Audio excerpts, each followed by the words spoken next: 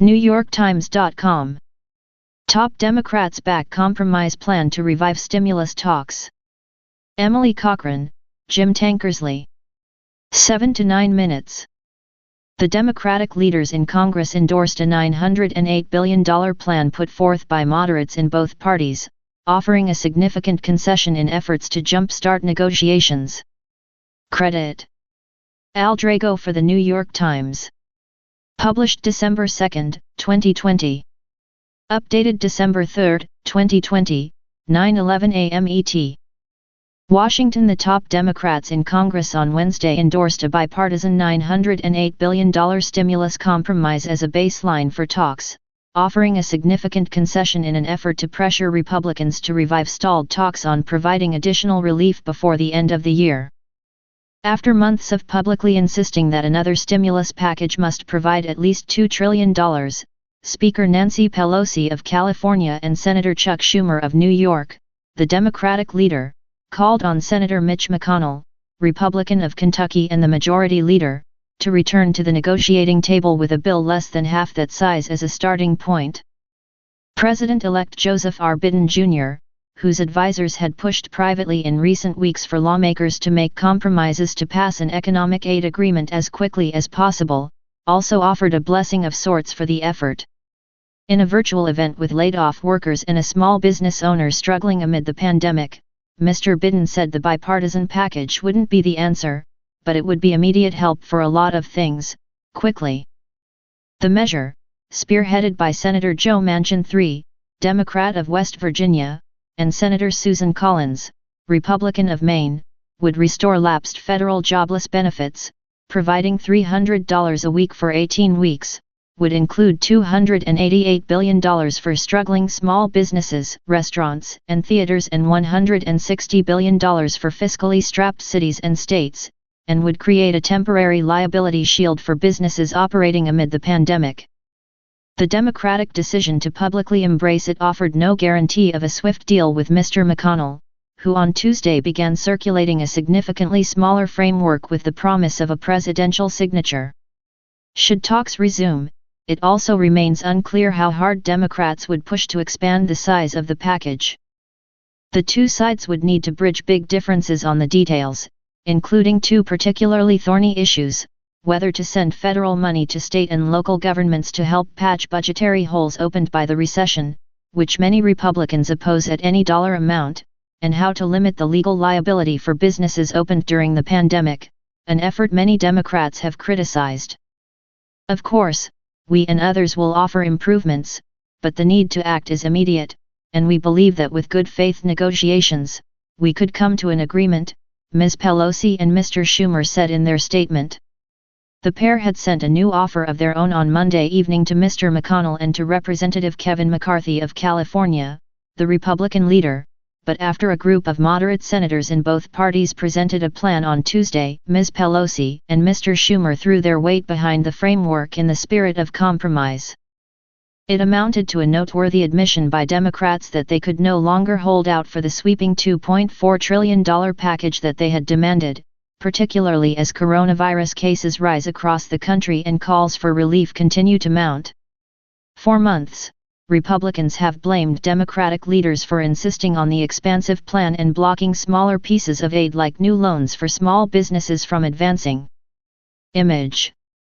Credit: Al Drago for The New York Times. Democrats have accused Mr. McConnell of blocking an agreement and failing to compromise. Their move on Wednesday was in part an effort to dare him to enter compromise talks, and Democrats could use stalled negotiations as a rallying cry in two runoff elections in Georgia next month that will determine control of the Senate in 2021. But it was also a bid to find some sort of agreement to bolster the economy that could be enacted before Mr. Biden takes office. The shift in demands came after Mr. Biden said on Tuesday that any stimulus legislation passed during the lame duck session is lucky to be, at best, just a start and that Congress should act in the coming days. Ms. Pelosi and Mr. Schumer, in their statement, also pointed to the imminent distribution of a vaccine and the federal funds that will be required to safely disperse the first rounds of it across the country. The compromise plan, drafted by a bipartisan group that included Senators Mark Warner, Democrat of Virginia, Mitt Romney, Republican of Utah, and Angus King, Independent of Maine, is intended to serve as a stopgap measure through March. It was endorsed by the bipartisan House Problem Solvers Caucus, whose members and staff consulted on it with some senators after unveiling a similar bipartisan proposal. Mr. Manchin said the group hoped to have text ready as early as Monday. In these past 24 hours, there's been a lot of socializing of the ideas, said Senator Lisa Murkowski, Republican of Alaska, adding that she and other senators involved in the framework had broken off into groups to hammer out individual issues. We've been all kind of working with colleagues on the floor saying, yeah, this is what we're talking about. Is this something you can get behind? Mr. McConnell appeared to pan the bipartisan framework on Tuesday, repeatedly reiterating that President Trump's support would be needed for any coronavirus deal. And speaking to reporters on Capitol Hill, Stephen Mnuchin, the Treasury Secretary, declined to weigh in on the bipartisan measure or the offer put forward by Ms. Pelosi and Mr. Schumer, instead reiterating that Mr. Trump would sign Mr. McConnell's plan. But some lawmakers indicated that they would be open to supporting the bipartisan framework, even if it crept closer to $1 trillion than some of their colleagues would have liked. The effort received additional support on Wednesday from the U.S. Chamber of Commerce, the influential business lobbying group in Washington, which said in a statement that it strongly supports the bipartisan group of lawmakers who have put forward a new pandemic relief package for the lame duck session. Image. Credit. Al Drago for the New York Times.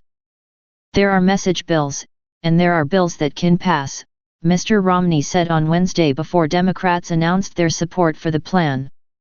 Our bill that we've been working on is one that has support both sides of the aisle sufficient, I believe, ultimately to pass. Senator John Thune of South Dakota, the number 2 Senate Republican, suggested to reporters that maybe we can merge the bipartisan framework with Mr. McConnell's outline and that the group of senators has had a lot of success in winnowing the list of issues. Mr. Biden said on Wednesday that he had been urging our congressional Republicans to work on a bipartisan emergency package now, though he stressed that such a package, at best, is only going to be a down payment. He also said that his transition team was already drafting legislation to help bolster the economy, which he would push Congress to approve upon taking office. To state the obvious, Mr. Biden told a woman who lost her job in the pandemic, "My ability to get you help immediately does not exist. We're going to get through this. You're going to get through this," he added. "It's going to be hard as hell for the next 50 to 70 days, unless the House acts in some way, the Senate acts and passes some kind of material."